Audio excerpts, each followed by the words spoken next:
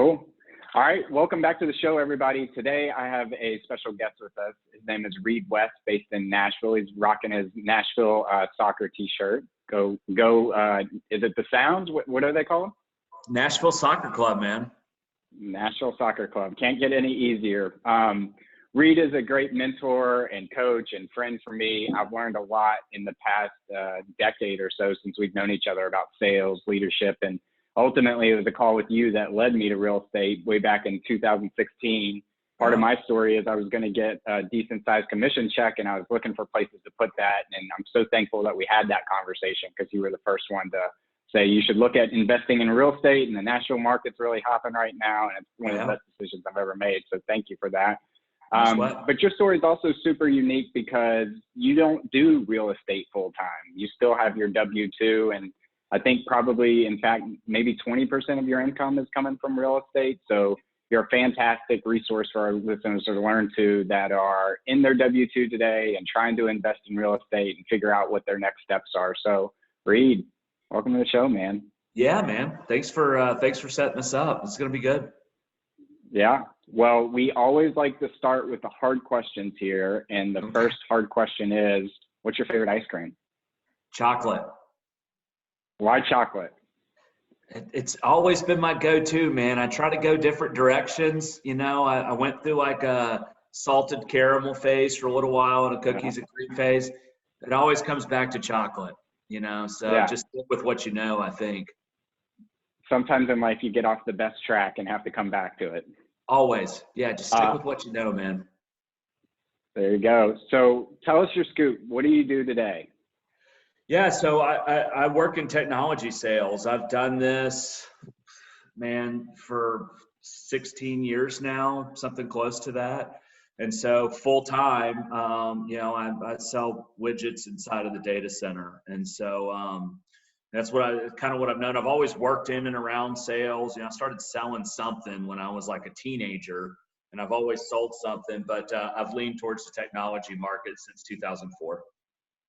Yeah, I think some of your stories about when you were in West Virginia going through door-to-door sales are probably where you learned a lot of your sales chops. And Reed, you're one of the best salespeople I know, so that definitely is a good, humbling experience to learn skills from.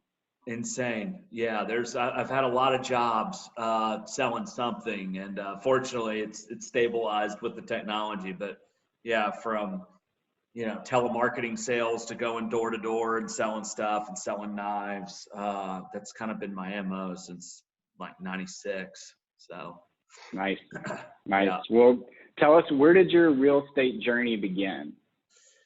Yeah, so my mom was a real estate agent since the 80s, so she started doing that shortly after my parents got divorced. She was like a social worker and quickly figured out single income. She probably needed to do something else besides social work. And so she started selling real estate in probably like 86, 88, something like that in Nashville. And she specialized in larger, what she would call horse properties. So she was doing all the stuff in Leapers Fork before Leapers Fork was a cool place to live, and Franklin and Brentwood before Cool Springs was even there. So a single mom drags her kid to the listing appointments and drags her kid to all the showings. And so from 7 to, 13 or 14, it was constantly learning about, cost per square foot and like easements and all the stuff that, you probably don't need to be thinking about when you're 10 years old. So, and there was always some sales to it. So that's kind of where I got interested in selling stuff, but it also showed me that my mom could make a lot of money doing this stuff. And through the appreciation of assets, it was something that was really compelling to me to get into when I started having income to jump into real estate. So I was in this watching for my mom at like 7, Yeah. Did she buy real estate too, or just sell it? She just sold it. Yeah. So she wasn't doing any investing. She did, buy a nice farm in Arrington, which she still owns, in like 79 or 80, which is obviously been a great investment for her. But no, she always just stuck to selling, namely larger properties where you could put cattle or horses in Middle Tennessee. Yeah. And for those people listening, not in the Nashville market, Arrington is south of Nashville, and Leapers Fork, that's south of Nashville. It's beautiful, beautiful country. And man, that whole area has just exploded in the past 10 years. So when you talk about like Nashville in the 70s being a 300,000 person town to now it being the it town, and those areas that you're talking about is just booming. That's tremendous foresight. Well, and they've just passed some new ordinances in Arrington, which is like southeast of Nashville, that follows the same ordinances in Leapers Fork, where I don't think you can cut anything less than 5 acres. So you can't just do a load of neighborhoods in that area. So what that does is for the folks that are super wealthy and want their privacy, they're going and building really nice properties because they don't go outside to get the newspaper and have to talk to the neighbors, you know. So the property values in Arrington are doing some really special things right now. And, you know, in Leapers Fork, you could have bought 50 acres in the 70s for $100 grand. And now you can sell those 50 acres for, I don't know, $7 or $8 million probably. Yeah. Yeah. It's insane, man. Both of those areas, northeast and or southeast and southwest of Nashville, is just bonkers.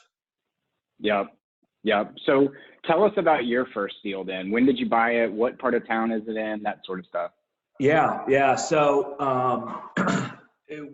as soon as I had enough money for a down payment, you know, outside of my own house, I bought a house when I was 25, 26.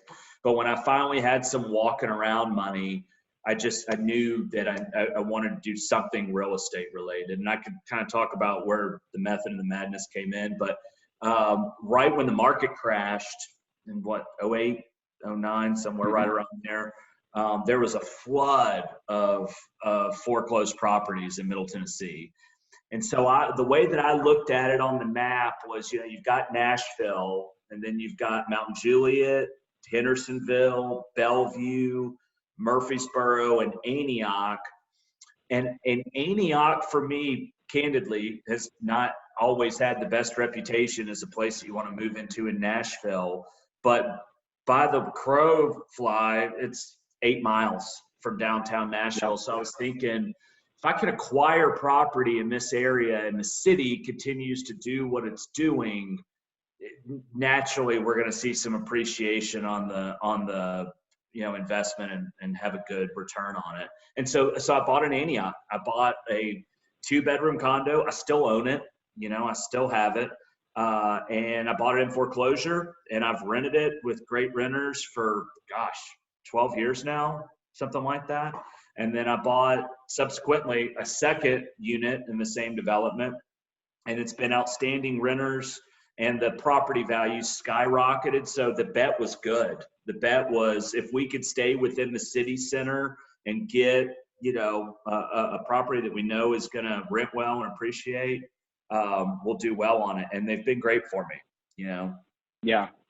Yeah. A little bit about what you're talking about, I think is called the path of progress or the path of prosperity. A lot of people that do like land development and speculation look at where the trends are growing, and then they try to buy ahead of that trend. And for those of us not in the Nashville market, I mean, there's Nashville, and then you go down the interstate 45 miles, there's a town called Murfreesboro, which is another big city, and you bought right in between there. So that's kind of an interesting strategy there that's really worked out for you. And the second part of that, and something I'm a big fan of, is you didn't go to the A-class neighborhoods. I think a lot of people that are looking to invest in real estate for the first time think, you know, is it a house that I would buy and want to live in? And that's not what it's about. Like, I love finding those blue collar neighborhoods where they're just hardworking people that want a safe, clean place to live. And there's always going to be a market for homes like that, where the new skyscraper downtown, I mean, if we go through COVID or if we go through 2008 again, people are moving out of those houses into property like you have. So that's great. Well, and there's just with Nashville growing the way it is now, there's a lot of out-of-town developers that are coming and spending a ton of money in Antioch. And so like every year, I mean, we're seeing 6 to 10% gains on that property. And it's just, all you got to do is look at a map. You know, it's not necessarily brain surgery. Look at the map, find out what's close, and figure out which neighborhoods are affordable, you know? Yep. Yep. So you mentioned you bought those in foreclosures. I don't think I knew that. How did you do that process? Was it a short sale? Did you buy it in an auction? No, they were both short sales. Yeah. So didn't get either one. Actually, you know what? I might have bought one of them at an auction online. I got to think about that. The first one was definitely a short sale. Second one, I might have gotten in an auction. I don't know. Like my wife and I were trying to buy as much stuff as we could at that time. And frankly, it's a long time ago. But no, they were just, you know, the mortgage crisis was going on, and there was a lot of other things going on in the economy, and there was a lot of people that were over leveraged with debt. And Nashville got, as most of the country probably did, just had a flood of inventory. And so we just hopped on what we thought was good. And selfishly, like, I was living in Antioch at the time. I kind of wanted something close to my house that, if I needed to go fix a sink, I could get over there in a reasonable amount of time. A lot of investors have different strategies. Some people go out of town and do it with, some property management company. I kind of like to have my arms on my properties. So, or at least close enough to put my arms on them. And that was the other reason that we decided to kind of buy closer to where we lived, Yeah. I want to dig in the management piece, but first, can you tell everybody what a short sale is for those of you that might be new to that term? Yeah, I mean, essentially what the banks are trying to get back what they have in the property, outside of where the down payment is, what's owed on the property, because the customer can no longer make payments on it. So, if there's a property that was marketed for $180,000 and they put $20,000 down on and stop paying their mortgage, the bank's going to want to try to get between $160,000 and $180,000 for that to get whole on the property.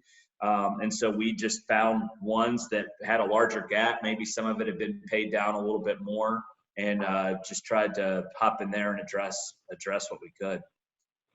Yeah, and I think as we see into next year, when the eviction moratoriums and the forbearances stop happening, that there's going to be a flood of short sales out there. So that's basically where the bank owes more money than the property is worth, and they're willing to just get it off their books so they can get some form of cash and just cut their losses. And so real estate investors can go in there and buy property for super cheap.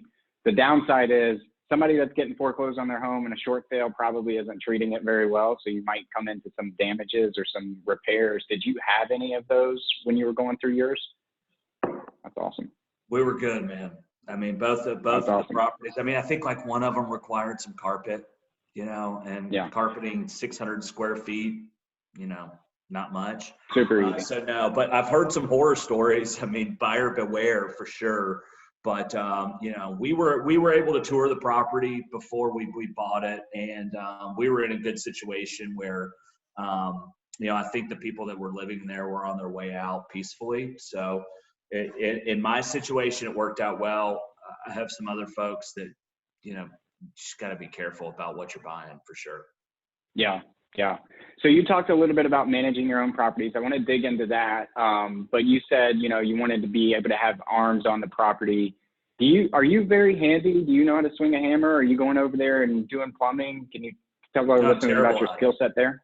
I'm terrible at it. My wife was joking that I put a TV on the wall the other day, and that was probably the most handy thing I've done. And we've been together for 20 years, So to answer your question, I'm terrible at it. But when I find a good handyman or somebody that could do a lot of stuff, I pay them well, and I'm very overly appreciative for everything that they're doing. And so I've got 3 or 4 of those guys that can fix a dishwasher, fix a refrigerator, repair drywall, change a light bulb, a multitude of things. And so I try to stay out of my renters' properties. I feel like that's their property while they're paying me for it. So if they call, I let them know that Eugene, who's my guy right now, he's a retired NES, worker. He likes to fix stuff, and he lives close to the properties. I let him know that Eugene's coming. Eugene's harmless. He fixes the stuff, tells me where to Venmo his money to him, and we call it good.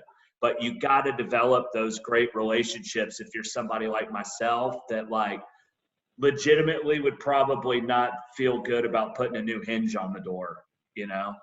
So I try to make sure that I have a lot of people that know that when we call them, we pay on time, we compensate well, and we're really easy to work with. And you have to offer some flexibility, like be here tomorrow at 7:30.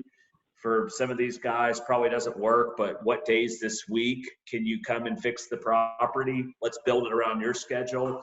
You know, they'll fit you in and they want to be paid. So it's like, you know, they'll tell you they have 45 minutes to fix the door. They'll go do it for you. So I'm not good at that stuff, man. I think there's some stuff I'm really good at. I'm not really good at home improvement stuff. Yeah, I think a general philosophy in life and in real estate investing is knowing where your strengths are, and then don't focus on your weaknesses. I call it the Rudy effect. So many people are out there trying to be Rudy, and Rudy spent 4 years of his life getting to play one play in his college career. Now, it's a super inspirational story, and I admire people that have that kind of dedication for what they want. But at the same time, those 4 years he could have spent being the next Picasso or learning how to be the next, software engineer or whatever. Instead, he spent a lot of time following his passion, but something that was a weakness for him, and that was just his natural size and stature. So any tip, and so part of that is, I think, when you're focusing on your strengths and complementing your weaknesses, is building out a team. A handyman and a contractor is a key part in any kind of real estate investor's team. Any tips or tricks on how you found Eugene or some of his peers? I ask everybody all the time, who's good, and Eugene, here's how we got Eugene. My neighbor that lives right down the street was having somebody come out and pressure wash his driveway. And it looked great. I said, hey, man, who pressure washed your driveway? They did a good job. Man, there's this retired NES guy named Eugene that could do everything. He's great. I'm like, cool. Do you care if I call him? No. And I just picked up the phone and said, hey, man, I have my own personal property, which is 7 houses up, and some rental properties in Middle Tennessee. I hear you do great work. Can I just start calling you, if I need anything? And he said, as long as it's within 10 miles of my house, I'll do it. And so, unfortunately, all the properties are within 10 miles. But yeah, if I see somebody doing a good job, I ask. Honestly, like Facebook is really good for that stuff. I think I try not to be on Facebook a lot, but they have communities of people that are working on the same stuff that we are. And you can say, hey, like who's good at cleaning out gutters, and you'll get 3 or 4 answers. And if the same guy shows up 3 times, I'm probably going to call him, So I try to use my resources, and I ask questions when I see great work, Yeah, great. So I want to shift gears on you and talk a little bit about the management portion of your real estate. I personally don't manage my own properties, but I know a lot of new investors hear the horror stories of the toilets leaking at 2 p.m. or a.m. in the morning and getting those calls of panic. But you manage your own properties. I want to first start and understand, so why did you make that decision versus hiring a property manager? Yeah, I mean, we've struggled with it. And for me, so the reasons that I am able to manage my own properties is one thing. I only buy condos.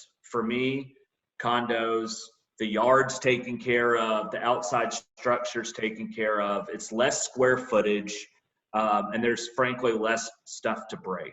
So that's my personal strategy because, like you said, I've got a full-time job. So I have these properties that, really don't require a ton of upkeep. So one of the condos that I own, I've legitimately walked in the property 5 times in 7 years. And Eugene's been in there to fix a drawer where the renter's kid tore the drawer off of, a drawer in the kitchen. But that's all the upkeep. So if you think about 5 years, and let's just say it's $100 a month for property management, that's $1,200 a year times 5, that's $6,000.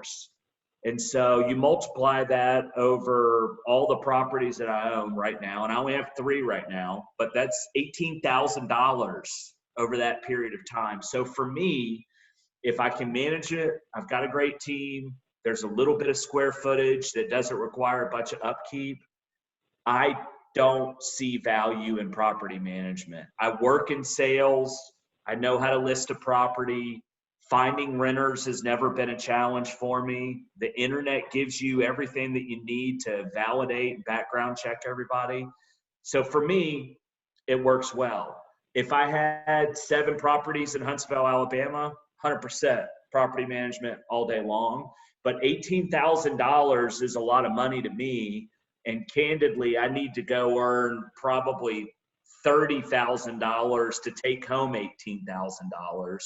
So I look at that as a $30,000 bonus to my W-2, which is what puts food on the table and braces on the kids' teeth and all that stuff.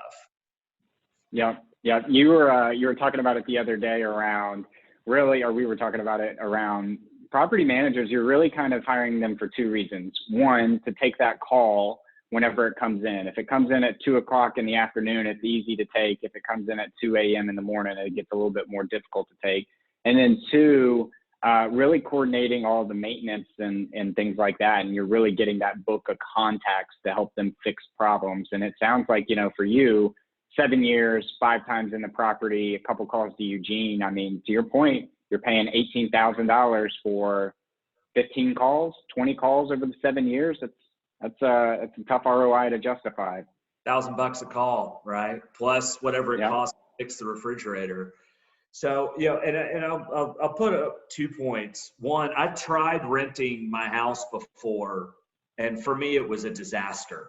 You know, there was just more stuff that was broken, and granted, it was a 2,800 square foot house, but there was just a lot of stuff that broke on it. And if I was to buy a house and to do it all over again, I'd probably think about property management on something like that because the fixes become a little bit more complicated.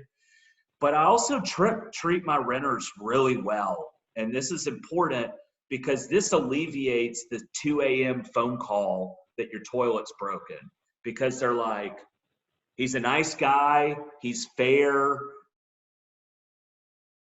he runs these himself. I send them Christmas cards. When they move in, they get a bottle of wine, like, you know, flowers on Mother's Day. Like, treat people like they need to be treated, and you 100%. don't get the hair on fire phone calls. At least that's my experience. I try to treat my renters like I treat my customers, you know, as well as possible, because they affect what my income is at the end of the year.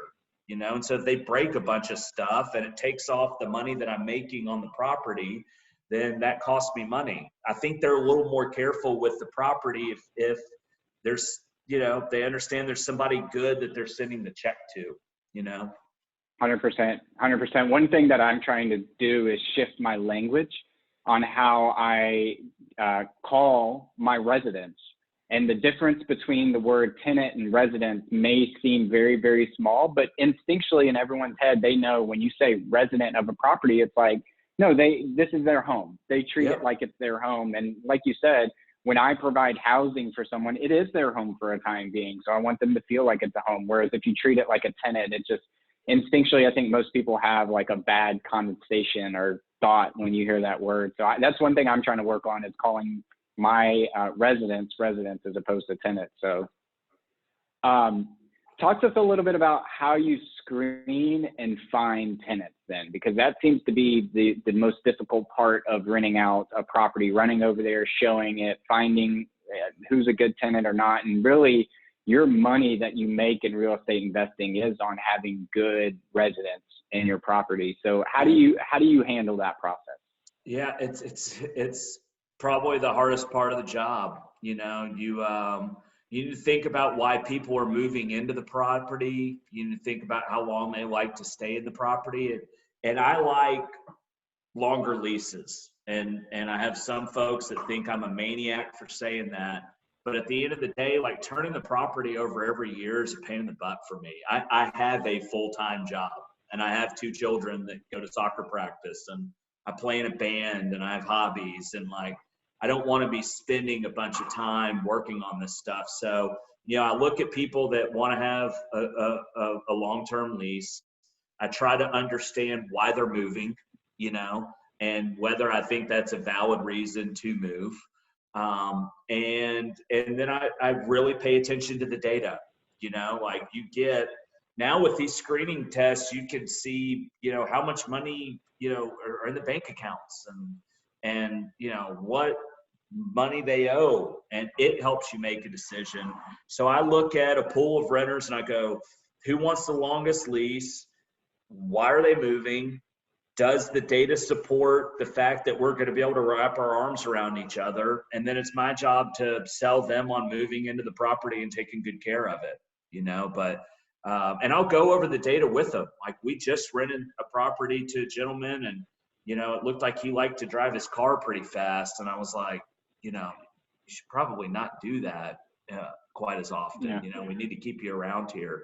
But, you know, it's for the safety of the tenants that live around the property as well. So I'm very thorough. I try to rent to good people. At one point in my life, I didn't have A+ credit, you know, and so I could sympathize with people that don't have A+ credit. And so I try to rent to humans rather than credit scores. But I am very critical of, can they make the rent? You know, is if they lose their job, can the wife and the husband support the income? If I don't think they can, let's have a conversation about it, you know? Yeah. Yeah, I think the key there is for new investors to make sure you have a set of criteria, especially in states like Illinois and California and New York, where tenant laws and landlord laws are a lot stricter. You want to make sure that you can definitively say, no, this is nothing to do with the person. It's because our data says that they need to have this, and this, and they don't. So, but I love your statement there around you're renting to humans and you need to make sure that you treat them that way as well. 100%. So I know through our conversations that you actually have paid off all of your mortgages. I think there's a big debate out there in society as a whole with cheap money. Do you pay off your mortgage? Do you not pay off your mortgage? And even though that might not be the most maximal efficient way to treat your money, can you talk a little bit about like why you made that decision and how that's working for you? Yeah. So, you know, I'm a single income family. My wife worked for many years, but she stays at home and runs our girls around now. And so, you know, when I think about debt and I think about, you know, how, you know, I want to service that debt, the most important thing for me is to limit all of my, you know, liabilities every month. And so for me, I loosely, I'd say about 70% follow Dave Ramsey's, you know, thought processes. I don't agree with everything that Dave does, but I will say that I am where I am financially right now because when I was 22 years old, I followed a lot about what Dave Ramsey's doing. And a lot of it is this debt snowball stuff. So it is, you know, pay off your smallest note first and then move on to this. I never had credit card debt. I played soccer in college. I didn't have any student loan debt. I got to enter the world in a clean slate, which is very fortunate. So when I bought my first property, I just would take my extra income and start trying to pay that off. And then I still had a note on my first property when I bought my second one. And so I took the rental income from both of them and I started just attacking the first property, and then it paid for itself. And then, you know, then I was making $1,100 a month on the property. And I never pay myself on this stuff, Matt. Like, for as long as I've owned these properties, I don't get my rent statement at the end of the month and then go buy plane tickets to go to Cabo. I take all the money and then I pay down whatever the next debt is. And so now there's $850,000 of paid for real estate. And I know, I say that because if I lost my job tomorrow and all my renters moved out, you know, I've got, you know, on paper, it would have been about $3,000 or $4,000 worth of mortgage payments on top of all the other stuff that I have to pay for for my family. I just felt more comfortable getting it done. So all I'm paying for is insurance and taxes and HOA dues and stuff like that. It makes me sleep better at night. But I have friends that are becoming fabulously wealthy in Memphis, leveraging their own debt to go buy more properties and then using that money to go leverage debt and buy more properties. And they've got millions of more properties than I own. But that makes me feel a little uneasy, and that's not why I bought the properties in the first place, you know? So it's only my strategy, but, you know, and I'll finish with this. Now that all the rental properties are paid for, I'm taking that money and paying off my mortgage. So, you know, the $5,000 a month I make in rental income all goes straight to the principal of my own property. And when that's done, you know, I guess maybe I'll go buy another rental property. I don't know. We'll see. Well, there's two key principles I want to pull out from that. And the first is that all personal finance is personal. And I think there's ways through numbers and math for one argument to make sense. And then there's ways for one logic to take over for another argument to make sense. So I think all personal finance is personal, and that you should be super clear on what your goal is and not just say, hey, I'm going to pay off this debt, and then 6 months later say, well, I'm going to change my strategy and do this. No. Get super clear on what you're trying to do and then go forward with the strategy. And then the second piece of that is that you mentioned you don't pay yourself $1. I'm the same way. And I know we've had this conversation, and I've had a lot of conversations with my friends around, look, if you go buy rental properties specifically, you need to understand that you're not going to see that money for the next 10 years. You just assume it, right? And if you do, then great. But if you need it in a time of crunch, you've got it. But just assume that you're not going to see it. I have a fundamental belief that I don't know if TikTok or Oracle or Facebook or even GE and Volkswagen are going to be around in 20 years. I do know that a piece of rental property and sticks and nails and pieces of wood erected in a house are going to have value.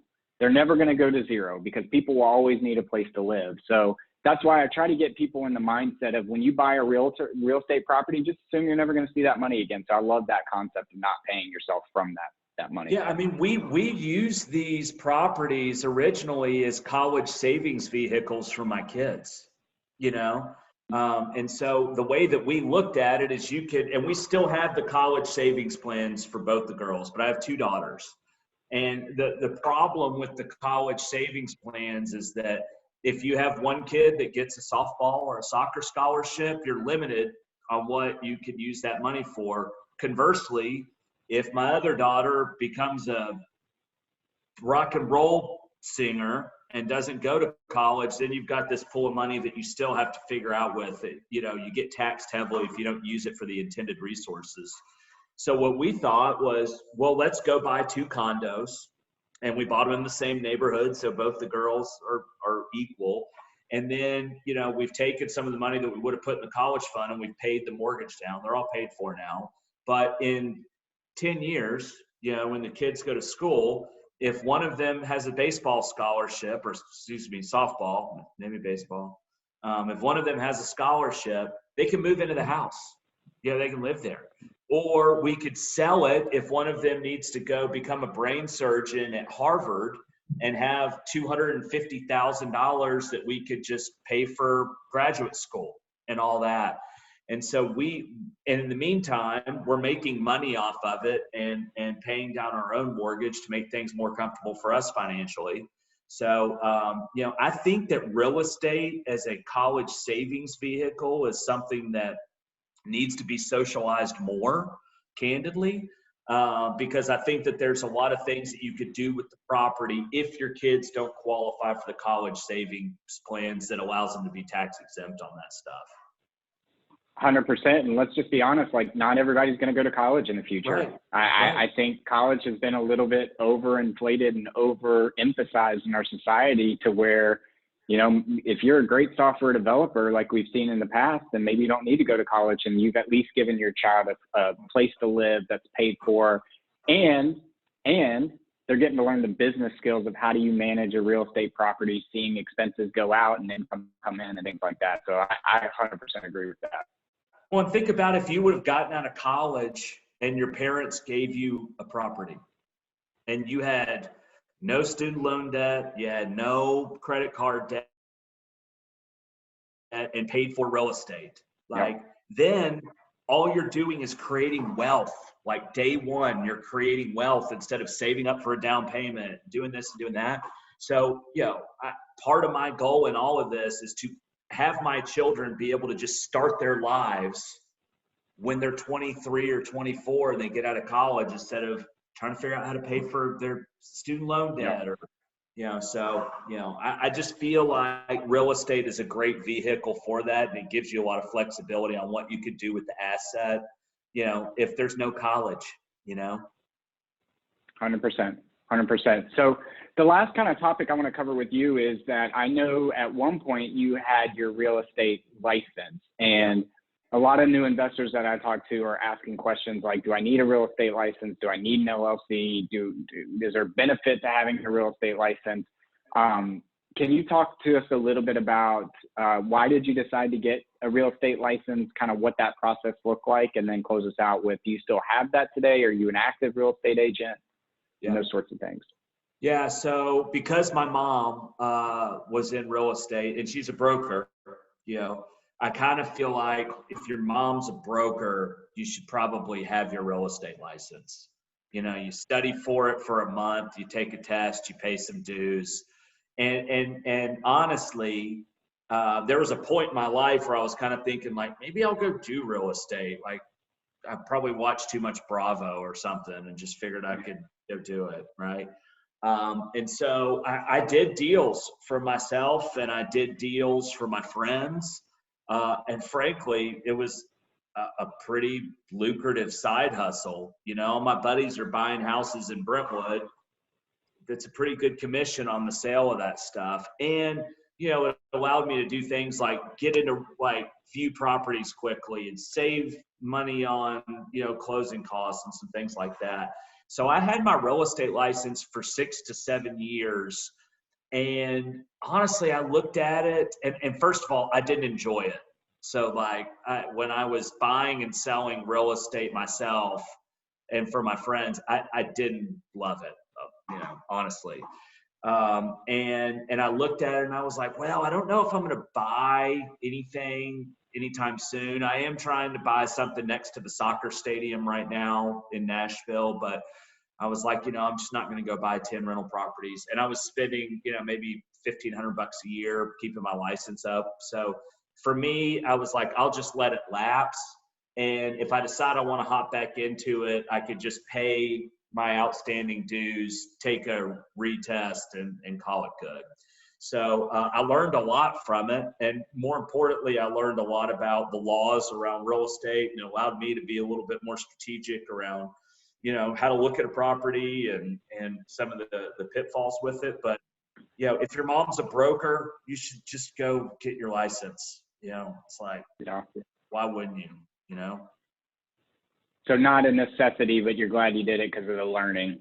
100%. I love real estate. I love the idea of real estate. I love the idea of buying something that, creates more value as the longer that you own it. And I'm glad I learned more about it. I just didn't like the practice of trading real estate for a living, And so, I thought about quitting my job at one point and going and selling real estate. And I'm really glad that I put my toes in the pond first, because it's just something that I didn't end up really enjoying. Yeah. Well, this has been super interesting. I've learned a lot. I had no idea that you bought your first property through a short sale. That's super interesting. And I want to learn more actually about that, because I think that's a big trend that we're going to see in 2021 and 2022. For everybody out there that said, boy, everybody was lucky who could buy real estate in 2008 to 2012. Unfortunately, I think, or fortunately and unfortunately, we're about to experience something pretty similar. So that's interesting to me. I'd love to learn. I'd like to shift into kind of like our last segment here. We ask each guest just a couple different questions just to the lightning round. Extract our last bit of knowledge here. The lightning round. We're gonna have to call it something. So sure. The first one is, what's your favorite book? Oh gosh, probably Lead, Sell, or Get Out of the Way. Who's that written by? I don't think I've heard that one. I am not sure who wrote it. I've read it probably 2 or 3 times.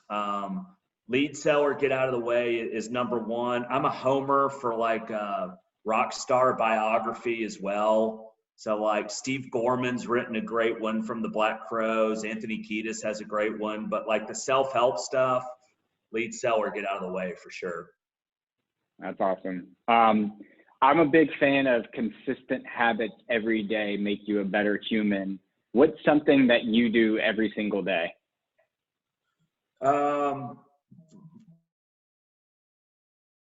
I try to plan my day every single day, and I put everything on the calendar every single day. So I go on a walk every morning. My neighbors probably think I'm an idiot, but every morning I walk around in a circle for like 4 miles. And I look at my calendar and I think of all the things that I want to accomplish that day, and I just jam it into Outlook, you know. And if it's, I think today's a good day to go run 5 miles, I'll go find an hour and put a 5-mile run in. If it's, I need to follow up with these 3 customers because I'm not sure where we left that proposal, I'll put it on my calendar. So if you look at my Outlook calendar at any time, I mean, it's jammed from take girls to school at 7:30 all the way to go out to dinner with my brother at 6:30. And that's an everyday thing, you know, every day. Yeah, I'd like to talk more about that. Yeah, do you know who Jesse Eisner is? He's the owner of the Hawks, and he has this, he's fantastic to listen to. I mean, everything from writing a rap song for the New York Knicks to selling a company to Warren Buffett to owning the Hawks today. He's just a super fascinating person to listen to and understand. But he has this thing where he plans out his entire year and puts key dates on the calendar and things like that. So I love that practice. Does he have a book? I don't know if he has a book, but you can definitely go online and see. He's got a pretty big online presence. And for as impressive as Jesse is, his wife is more impressive than him. And I feel bad saying that because I think the world of him. He's an endurance runner too. But cool. His wife was the founder of Spanx. So the youngest female self-made billionaire of all time. Yeah, she was on Shark Tank a couple times too, I think. Mm-hmm. Right on. Yep. Okay. Yep. That's cool. What's the best piece of advice you've ever received? Every day's your resume. Love it. Yeah. Love it. Yeah. What's the thing you're most proud of in your life? God. Probably aside from my kids and my wife, who I adore, that's a good question. Probably like finishing college. So I went to college and, I hated it. I went up to West Virginia to go get an education because it was paid for. And I didn't enjoy it. I didn't enjoy playing college soccer. I didn't enjoy being in the middle of nowhere in West Virginia. And I met my wife and it became to get a little easier, but I hated playing college soccer, every bit of it. And I can remember I called my mom like after the first semester was over and I was like, all right, I'm out of here. Like, this was cool, but I'm going to go to UT and see how much beer I can drink or whatever. And she was like, cool, well, you're paying for all of it and you aren't a quitter. So I'd recommend you change your mind because I'm not paying for you to go drink beer with your buddies. And so I was like, oh, sugar, I've got 3 more years of this stuff. And I played soccer for another 3 years and graduated on time and got out of there. But that was probably my biggest accomplishment because I was so ready to leave in the middle of November of 1999 after being there for 4 months. So it's a good question. The lightning round's a good one today, man. Yeah, that's awesome. Maybe we'll cut this part, but I put that up there as one of mine too, is because I grew up dyslexic in a really small, poor town. where I graduated with 156 people. And the reason why I know that is because I was 76 in the class, right in the middle, and my brother was number 1 in the class. And so, you know, growing up in that kind of environment, I think 10 out of that 156 went to college and graduated, and I was one of them. And that's awesome. It wasn't easy. It certainly wasn't easy. So I can respect that. Yeah. Last question is, if you could sit down and eat a bowl of ice cream with anyone, who would it be and why? Living or dead? Huh? Living or dead? Living or dead. Dude, Steve Yeah. Gleason. Steve Gleason, 7 days a week. Tell everybody who Steve Gleason is. I respect that one too. God, Steve's just my guy, man. I mean, so Steve Gleason, he was an NFL football player. He played for the New Orleans Saints, and you know, he's the guy that blocked the punt.